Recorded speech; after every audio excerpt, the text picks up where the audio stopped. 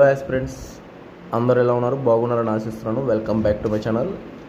ఈరోజు group 1 main సంబంధించి ఒక క్వశ్చన్ అనేది ఈ వీడియోలో డిస్కస్ చేద్దాం. చాలా జాగ్రత్తగా వినండి. ఎమోషనల్ ఇంటెలిజెన్స్ మనకి సిలబస్లో ఎథిక్స్లో ఉందన్నమాట.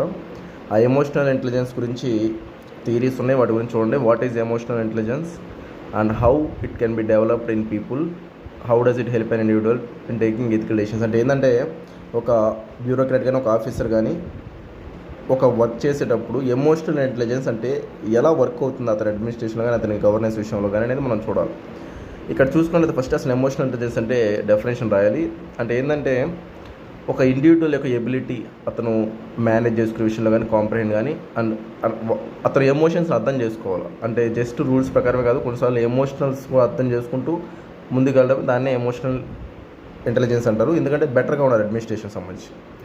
అసలు ఇక్కడ ఒక థియరీ ఉంటుందండి, చూస్తే డానియల్ గోల్డ్మ్యాన్ థియరీ ఉంటుంది. ఈయన ఏం చెప్తారంటే ఎమోషనల్ ఇంటెలిజెన్స్ సంబంధించి ఇప్పుడు సెల్ఫ్ అవేర్నెస్ ఉండాలి, సెల్ఫ్ మోటివేషన్ ఉండాలి, సెల్ఫ్ రెగ్యులేషన్ ఉండాలి, ఎంపతి ఉండాలి, అలాగే సోషల్ స్కిల్స్ ఉండాలి.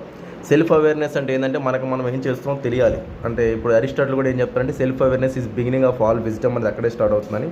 మన స్ట్రెంగ్స్ వీక్నెస్ ఏం తెలుసుకోవాలి, ఒక గోల్ అనేది రియలిస్టిక్గా పెట్టుకోవాలి, దానికోసం పాజిటివ్గా నువ్వు కష్టపడాలి, దాన్ని మొత్తాన్ని నువ్వు సాధించాలి. అంటే సెల్ఫ్ అవేర్నెస్, అసలు నువ్వు ఏం చేస్తున్నావు, ఇప్పుడు మన ఎగ్జామ్ ప్రిపేర్ అవుతున్నావు, సో దాని తగ్గట్టు నువ్వు డైలీ టార్గెట్స్, నెక్స్ట్ నీ యొక్క స్ట్రెంగ్స్ ఏంది, వీక్నెస్ ఏంది, అటువంటివన్నీ తెలుసుకుంటూ ముందుకు పోవాలి. అదే సెల్ఫ్ అవేర్నెస్, నీకు నువ్వు తెలుసుకోవడం. ఇది డానియల్ గోల్డ్మ్యాన్ థియరీలో ఫస్ట్ భాగం అన్నమాట, సెల్ఫ్ అవేర్నెస్ అనేది. నెక్స్ట్ ఎందుకు సార్ ఈ ఎమోషనల్ ఇంటెలిజెన్స్ ఇంపార్టెంట్ అంటే ఖచ్చితంగా ఒక అడ్మినిస్ట్రేటర్కి ఉండాలి. అది మనం చూద్దాం ఏం చేస్తాం ఏంటని. నెక్స్ట్ చూసుకున్నట్లయితే సెల్ఫ్ మోటివేషన్, అంటే మనం మోటివేట్ అవ్వాలా. అంటే ఇప్పుడు ఫర్ ఎగ్జాంపుల్ మనం వర్క్ చేసాం, సరిగ్గా చేయలే ఈరోజు వర్క్, అయినా కానీ ఏం కాదులే అట్ట అనుకోకూడదు.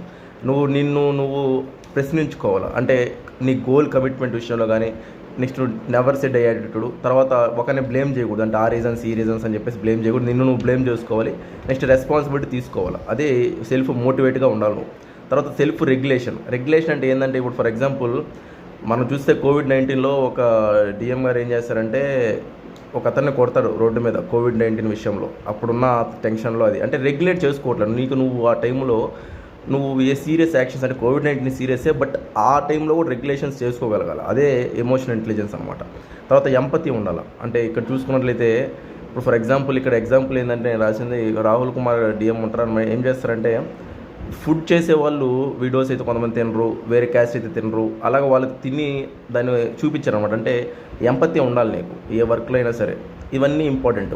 తర్వాత మనకి ఎట్లా ఇవన్నీ డెసిషన్ మేకింగ్కి, ఎథికల్ డెసిషన్స్కి ఇంపార్టెంట్ అవుతాయంటే మామూలుగా ఎథికల్ డెసిషన్ మేకింగ్ కావాలి అంటే ఒక దాన్ని డెసిషన్ తీసుకుంటున్నాం అంటే ఎమోషనల్ పరంగా కూడా ఆలోచించి తీసుకోవాలి, ఓన్లీ రూల్సే కాదు. Next conflict resolution, leadership. Okay friends, అయితే థ్యాంక్ యూ. సో ఇలా మీరు డైలీ ఆన్సర్ రైటింగ్ కోసం అయితే లిమిటెడ్ ప్రైస్లోనే ఉందండి. నా నెంబర్ కాంటాక్ట్ చేసి జాయిన్ అవ్వండి. డైలీ ఆన్సర్ రైటింగ్స్ ఉంటాయి. నేను జస్ట్ ఒక 1 ఆన్సర్ చూపించే డైలీ 15 క్వశ్చన్స్ ఆన్సర్స్ నేను ప్రాక్టీస్ చేస్తున్నాను. అవన్నీ మీకు క్వశ్చన్స్ ఇచ్చి ఆన్సర్స్ అన్నీ, ఇది ఎథిక్స్ అనమాట, అన్ని సబ్జెక్ట్స్ ఉంటుంది. మీరు డైలీ కన్సిస్టెంట్గా మీరు ఒక 40 డేస్ ఉన్నాయి ఇంకా ఎగ్జామ్ అటు ఇటుగా మీరు కష్టపడ్డారంటే ఖచ్చితంగా మంచి మార్క్స్ అనేది స్కోర్ చేసుకోవచ్చు. సో ఇంట్రెస్ట్ ఉన్న వాళ్ళు నా నెంబర్కి వాట్సాప్ మాత్రమే చేయండి. ఈ నెంబర్ కనిపించిన దానికి వాట్సాప్ చేయండి. థ్యాంక్ యూ అండి. బాయ్ అండి.